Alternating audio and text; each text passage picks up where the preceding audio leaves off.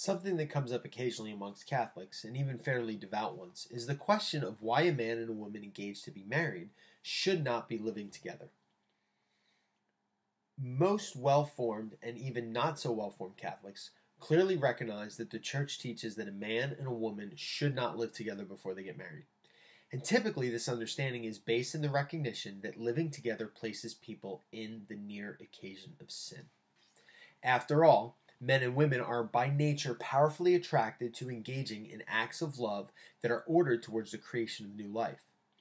If you add this aspect of our nature to a situation in which two people are living in close quarters and have a physical and emotional attraction to each other, there is a strong inclination to engage in those type of acts.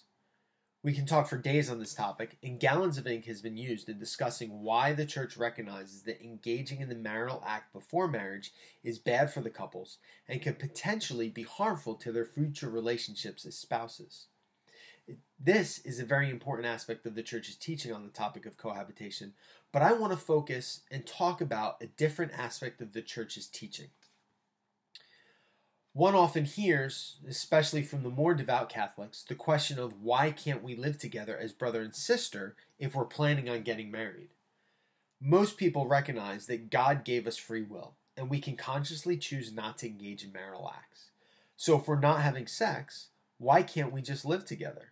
After all, some will say that it's an opportunity to try out the relationship, an opportunity to make sure that we get along, and an opportunity to get to know each other better, ensure we have that intimate connection before we bind ourselves to each other forever in marriage.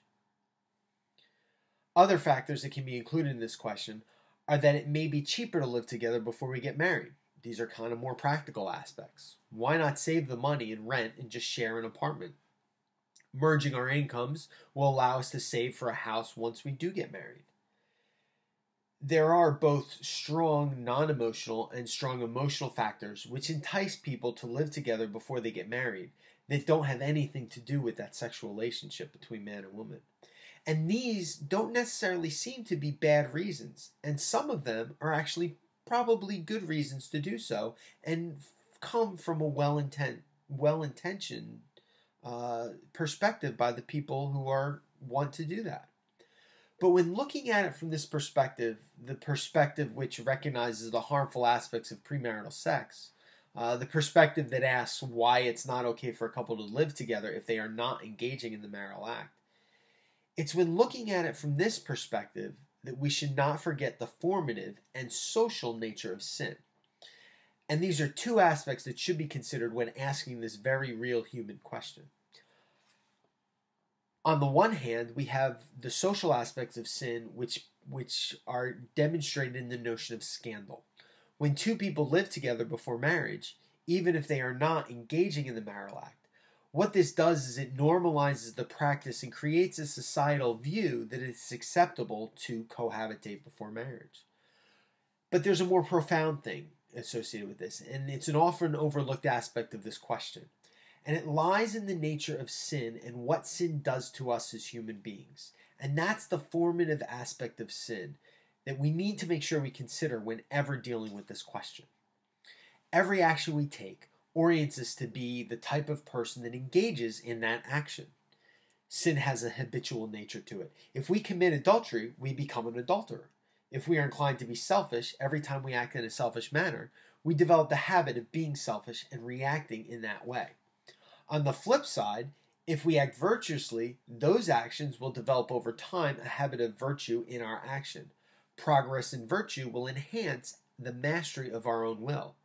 Our will is kind of like our body. If we want to get our body in better shape, we need to exercise it and work out.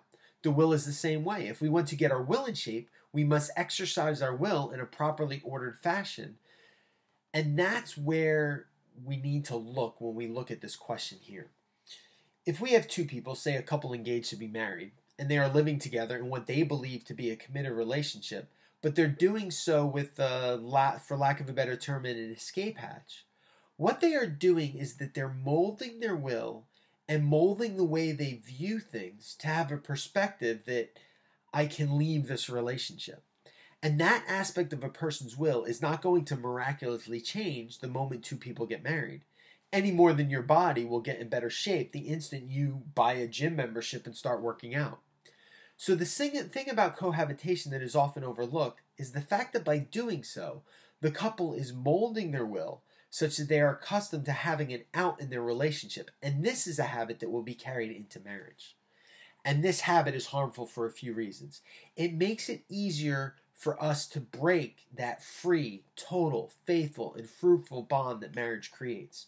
This breaks up families, and families are the foundation of society, the foundation that society is built on.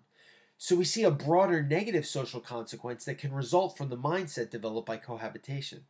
Additionally, on the spiritual level, we know that marriage is a sacrament. And a sacrament is a visible sign of an invisible reality that gives grace. The invisible reality that marriage is the visible sign of is God's love for us.